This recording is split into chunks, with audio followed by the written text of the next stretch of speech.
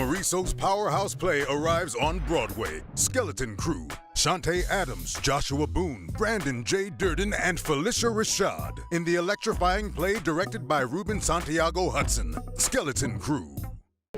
Good morning, everybody. We are sitting here with the incredible playwright, Dominique MORISSEAU, who is the one who penned Skeleton Crew. His premiere on Broadway in the month of December. And Dominique MORISSEAU is a Tony Award nominee for Ain't Too Proud. And this show is directed by Ruben Santiago, Hudson. This is the third play that you wrote in the cycle called the Detroit Project. Tell us about that. The Detroit Project is 3 plays about my hometown of Detroit that takes place in 3 eras that I think changed this whole city's landscape. 1949, that's Paradise Blue. 1967, which is Detroit 67. And Skeleton Crew is set in 2008 during the auto industry, the threat of the auto industry collapse, and during a huge foreclosure crisis that happened in my hometown. And this play is about 4 auto workers on both sides of the blue-collar, white-collar line, white-collar line. And when they find out that their plant is closing, how they navigate that to fight for each other and fight for each other's jobs in the face of their company. You have, all your plays generally have a very important background of civil rights, of social questions and so on. And this is fundamental because you are an artivist. Yes, that's right. So this play, tell me how the cast was set together, how you contacted different people, and how you came to this theater. So Ruben, Santiago, Hudson, and I came together. This is his home theater, Manhattan Theater Club. This is where he's an artistic advisor. Lynn Meadow had always reached out to me and we wanted to work together. And the timing has always been a little off. This time when Ruben took his position here, we thought this is the perfect time to try to bring Skeleton Crew back to Broadway and bring it this way. Not do a commercial run, but do a run with a theater, you know? And so that's, because it's very different. I don't know if everybody understands that, but doing it through a theater company leaves you with their subscriber audience, and it doesn't rely on the things that sort of commercial runs of Broadway shows have to do, which is more right to me for Skeleton Crew, because this is a play about workers' rights. And so we came together, we decided we wanted to get back together. The last time that I did Skeleton Crew, we did at Atlantic Theater Company with a phenomenal original cast. That was almost 6 years ago. That was almost 6 years ago. It was with my muse, Linda Gravatt. Jason Durden, his brother Brandon Durden is now in this cast, Wendell Franklin, and the incomparable Nakia Mathis. And so that team, we were all together 6 years ago. We would like to have done it then, but it didn't happen then, you know. So, and then I got sick during that time. I was getting surgery, so I actually didn't see. There was a second run of the show. I never got to see it. Oh my God. Except for the last day. I wasn't around for the run. So I sort of felt like I never got fully my chance to really see this play live in a larger way. Yes. So Ruben and I decided we want to try it again, especially coming out of the pandemic, and the themes in this play are so consistent with what we've experienced during this pandemic, and we just thought, hey, let's do this right now. Yeah.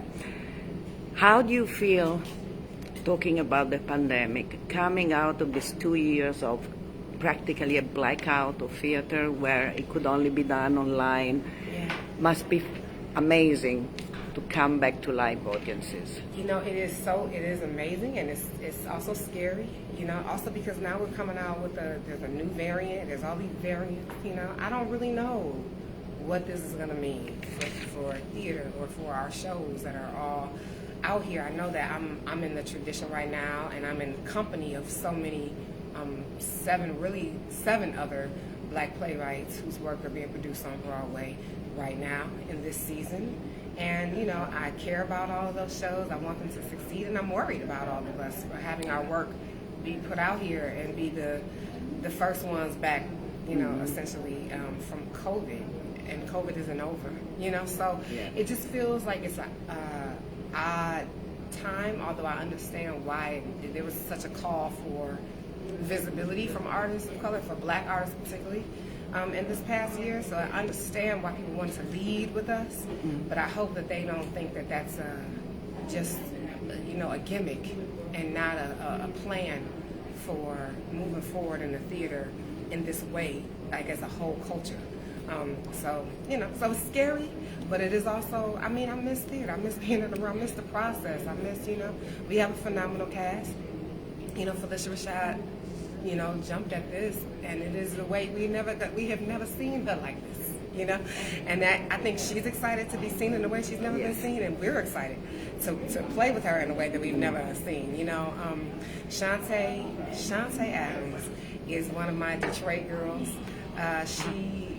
We went to the same school. We grew up in the same neighborhood in the city. I'm a little bit older, so don't say that. It doesn't look like that. It's okay. I'm all right with it. But we, you know, this is a full circle thing. This is a full circle. They should probably tell them to hush over there, right? But it's a full circle moment for us, for her to be able to come back in and do this show. Joshua Boone, I mean, I just love his work, and he's been a delight. And then, of course, Brandon Durden, he's sort of like one of the masters of my work.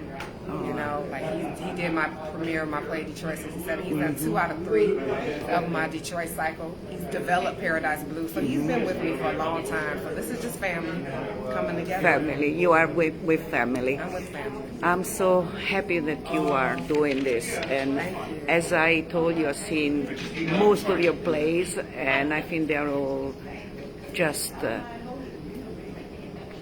catching the problems and the essence of what's happening at the moment. And so today, this is really a play that is going to be so current and so important, especially what's going on with the economy and inflation and all this. We hope that the plan is going to be accepted, and the Senate votes for it. So we will have this. The interviews I do for my show, which is called My Harlem Portrait, and it's a show about Black excellence and about the contribution of African Americans to the building of this country. So you are perfect for this. Thank you so much for giving me your time. Yes, thank you. And congratulations. Yes, I'm happy to be here.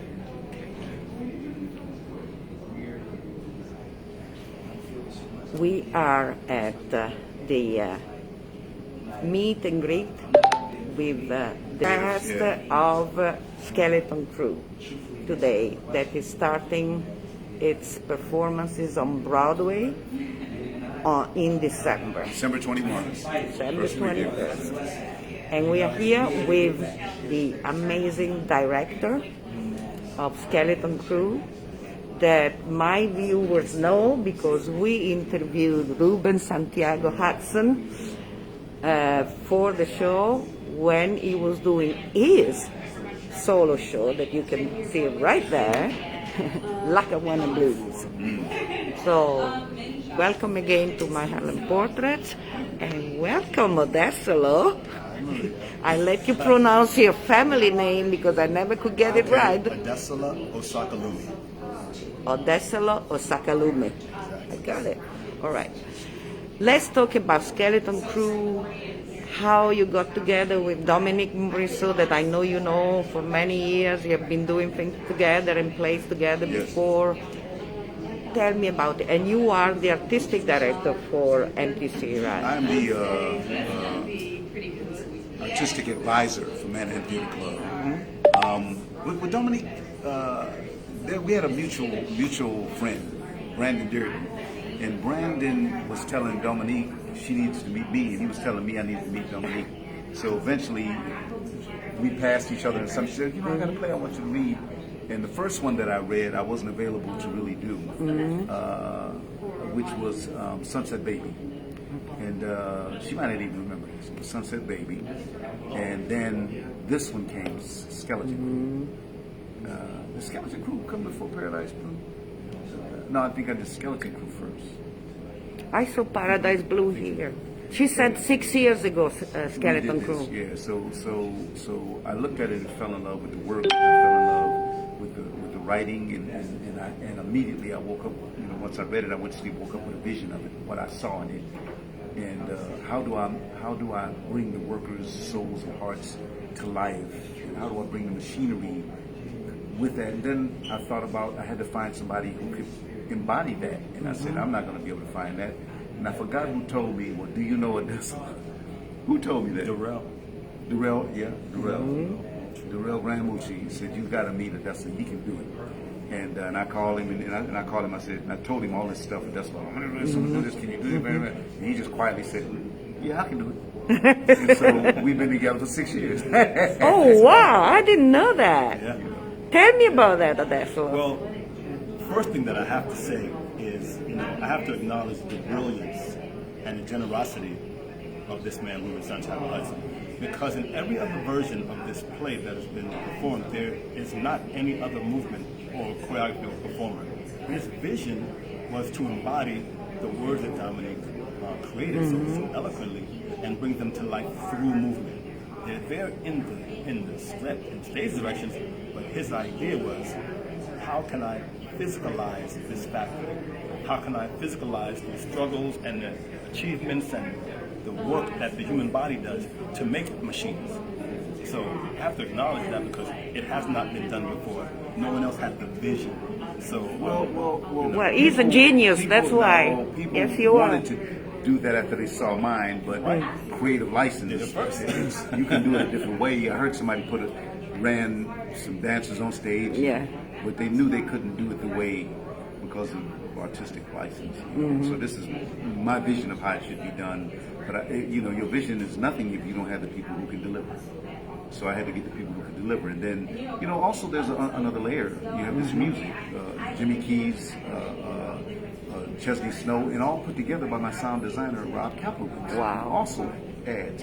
So I have a whole music team, and Adesola even has to go in and contribute to that team because he has to move to what they create. Right. So it is really a layered experience when you come to see Skeleton Crew, and I'm so excited because I'm just starting to put it all together. I don't even introduce the music into the play until tomorrow, and I'll start teasing it in. The actors haven't heard it yet, and then I'll eventually introduce him, and we start seeing the layers, and that brings complexity and depth.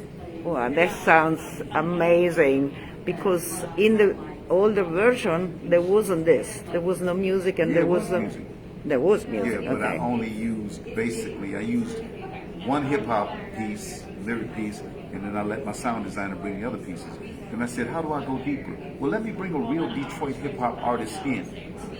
Fortunately, I had one very close because he's the husband of Dominique. So I had to call him and say, man, could you come in and let's go a lot deeper? I know you got a new baby there, but can I get you? And then I said, and then he was like, okay. And then when I went to Manhattan Theater Club, I said, I got one more layer. I want to bring this beatbox man, Chesney Snow. Not only does beatbox, he does sounds. He can make almost any sound. He has a machine he invented with his voice. And so they were like, we had somebody else. I thought it was just a sound designer. So I have a whole music team. Oh, this is fantastic. This is, I want to say this ASAP. You will. I hope so. You will. So tell me a little bit about the plot. The plot that Dominique wrote, and how you put together the cast. It's simple. It's simple drama. People are in a conflict. They're in a dilemma. They're workers in the auto factory right after Detroit declared bankruptcy. So that means the auto industry declares bankruptcy. You're an auto worker. What does that mean? Your life is getting ready to cut short. So what do we do in the meantime? And they see them dropping off. And so it gets down to the skeleton crew, the small crew, the bones. and then it's one and the other. How you're going to survive, what this means to you. We have to do more production with less people for us to maintain these jobs. We go. And then you have to deal with what's going on in the outside world. People losing their houses, people losing their cars, people losing their jobs. How do we, when is it going to bite us? When do we get there? So that conflict, you got budding love relationships, you got family relationships, it's pregnancy, it's drama. But it's poetic and it's real. It's real. Nothing in this is absurd. Nothing in this is anything outside of human life. You know, when Dominique was talking about the show, and now when you're talking, it comes to my mind a painting that made history in Italy. 1900, it was the title, but for the first time it was depicted. Sir, we're doing an interview over here, sir. My bad. Thank you.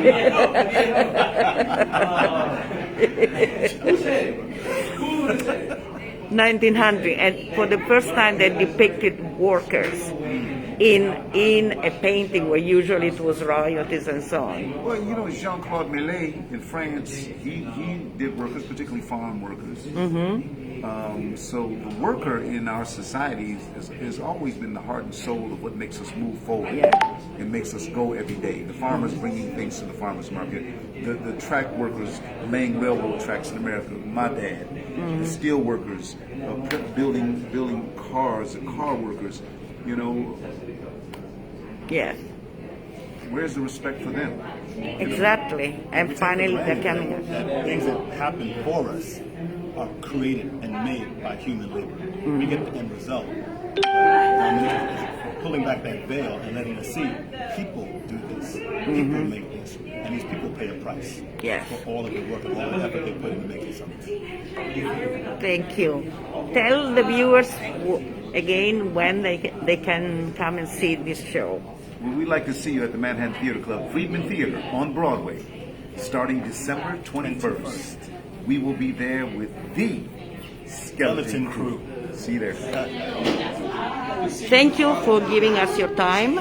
We are the incomparable, iconic PHYLICIA RASHAD, who is in Italy. You are famous. I'm Italian, and we watch your show every week. So you are absolutely famous. And with Brandon J. DIRDEN, they are respectively playing in Skeleton Crew the role of Faye and the role of the owner of the plant, Richard. So there is. Tell me about the interaction between these two characters in the play, PHYLICIA. Well, we have known each other for a very long time. A very long time in this play. And we have a relationship that is familial. There's this business relationship, right, in the workplace. But on another level, we have a relationship that's familial. Family. Yes. And as you can imagine, that might cause some complications sometimes. When you start mixing business with family, some of the demands that the business requires and some of the demands that the family relationship requires aren't always simpatico. So I think this play just brilliantly explores that dynamic of how we're holding each other accountable to both ends of that relationship. Thank you. And for you now is your first time you return to Broadway after some time.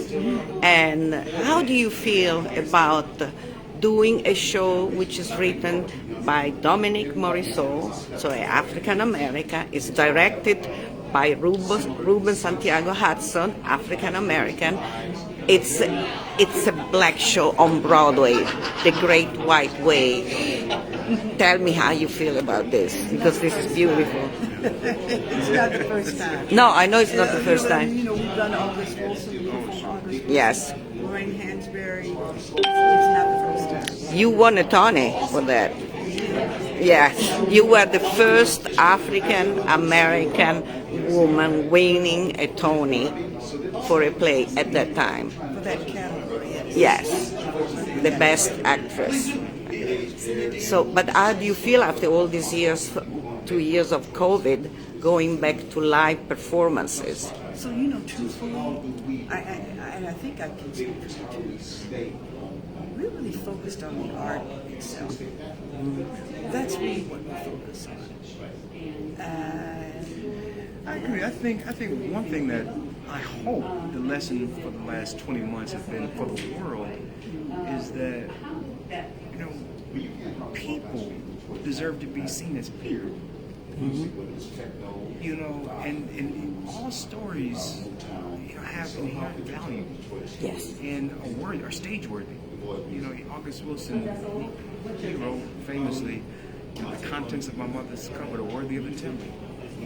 And I think it's a particular pride that I have in engaging in any story that is worthy of the telling. And I think this play in particular, Skeleton Crew, what it does illuminate is a people that aren't often invited to have their stories told the Great White Way.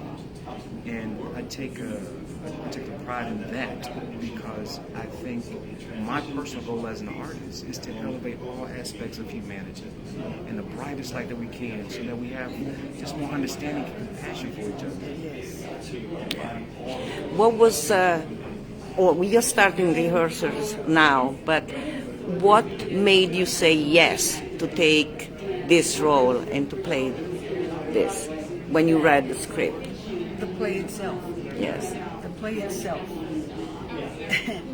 demanded that I say yes.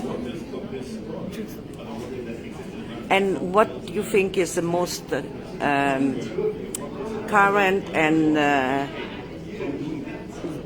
current moment in this show compared to what's going on today with the economy being, going down as it is, and inflation, and this act that we hope is going to be taken and going to be voted by Congress, by Senate, but there are so many obstacles. Is any of this new? That's right. Is any of it new?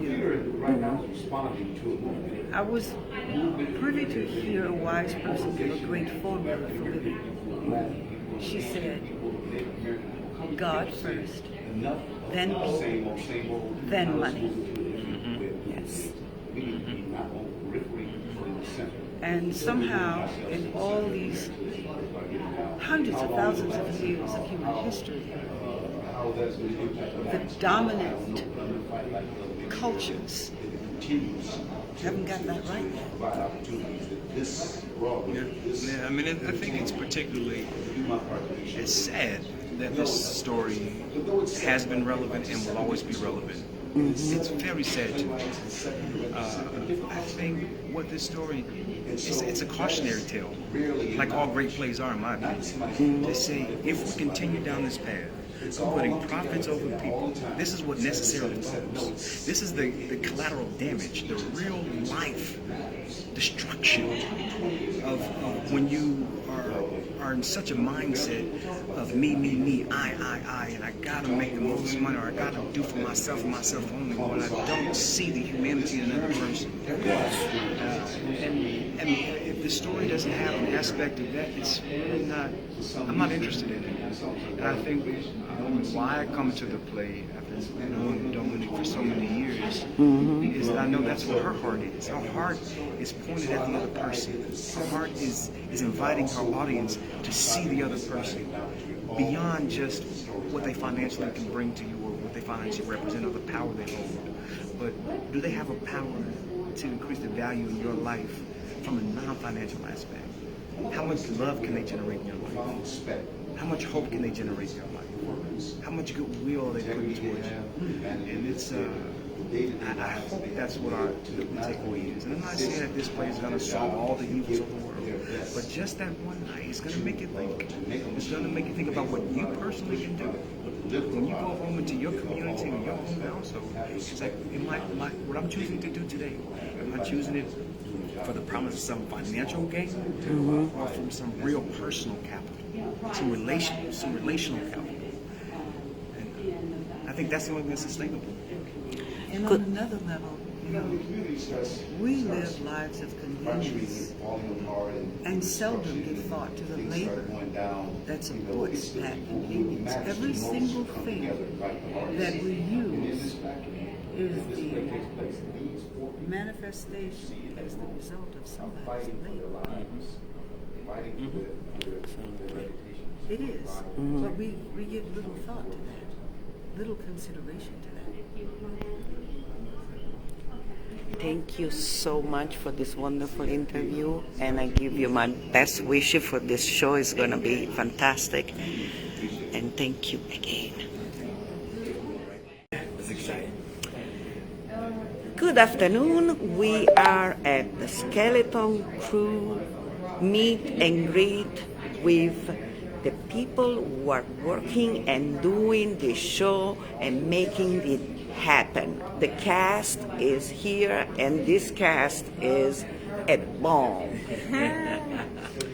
And right now we are talking to Shante Adams, the beautiful Shante Adams, the incomparable and really super talented Shante Adams.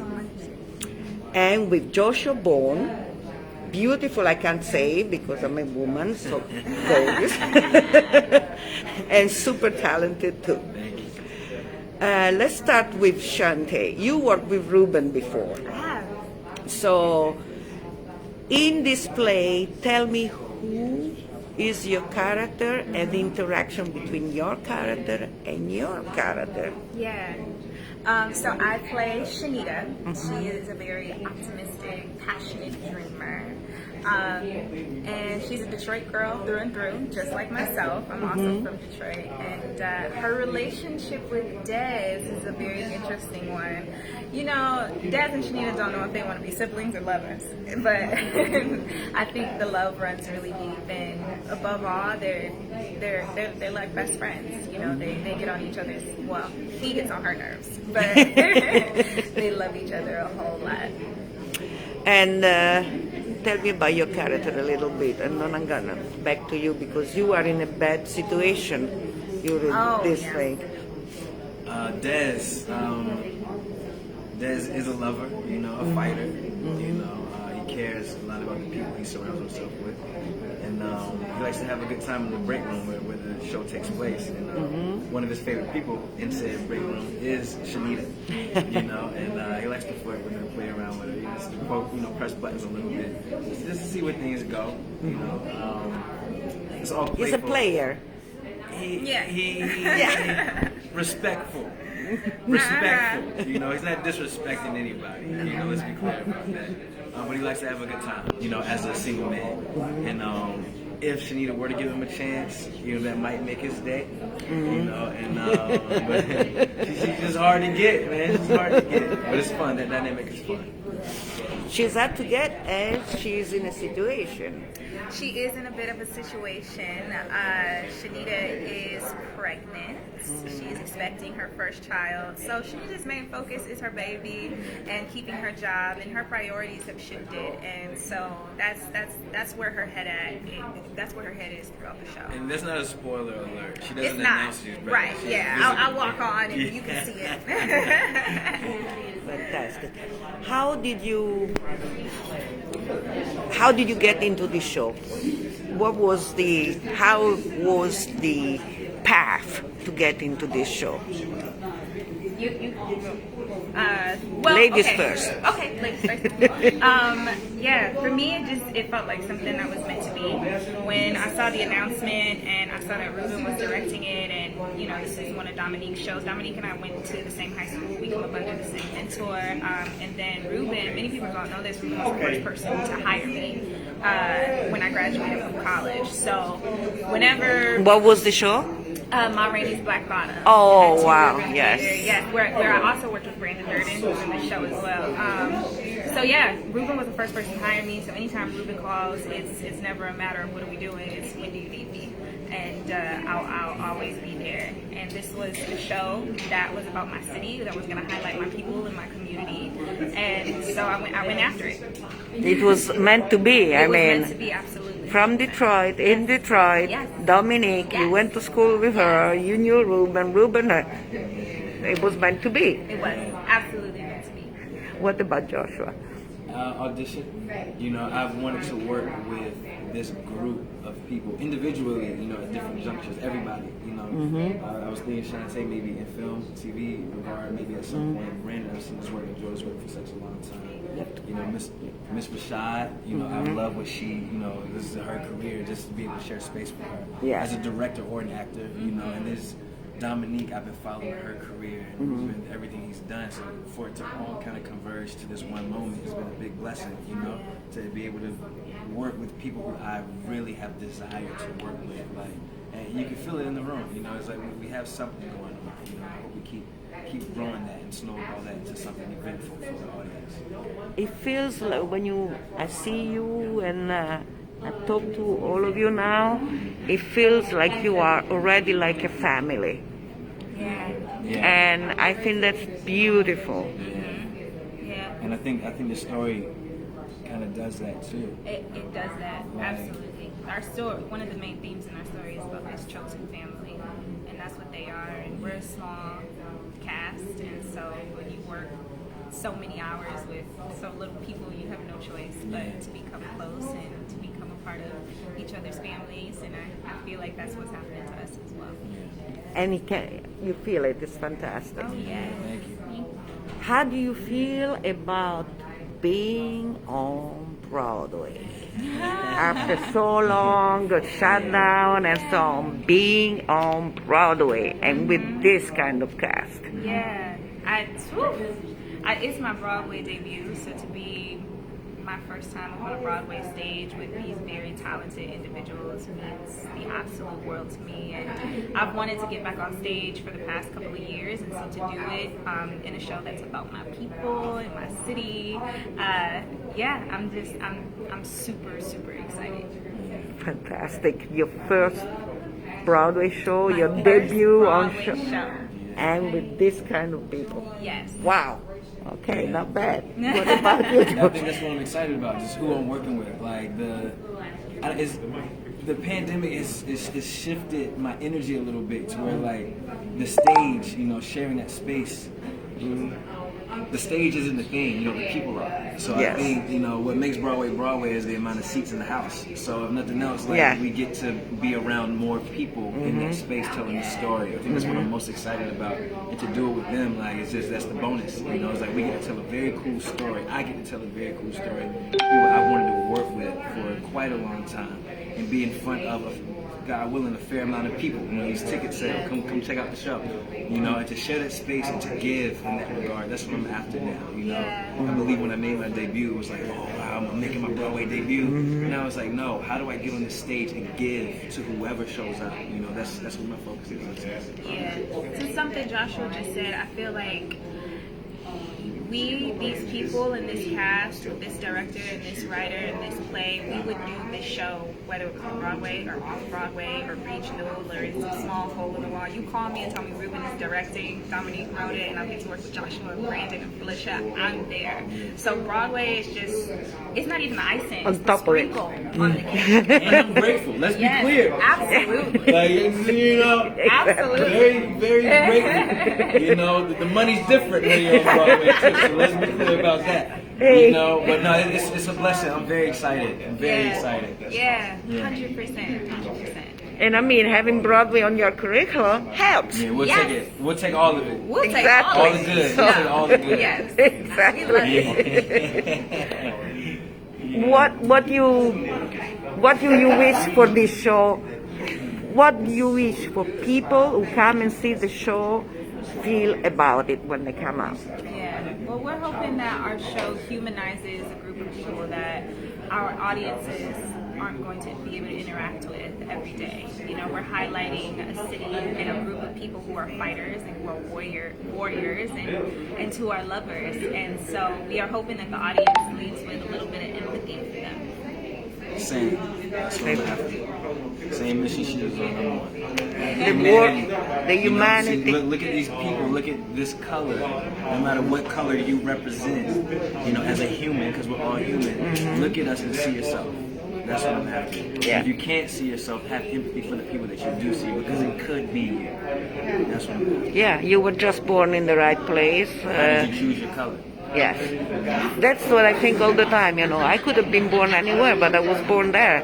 So there is no merit in being whoever you are. Exactly. You just happen. Exactly. You were lucky or unlucky, and that's not fair. That determines the course of your life. And black is beautiful. Let's be clear about that. I love my pigment. Black is gorgeous. Why do you think I'm doing this? I feel you. Thank you so much. Thank you. Appreciate it.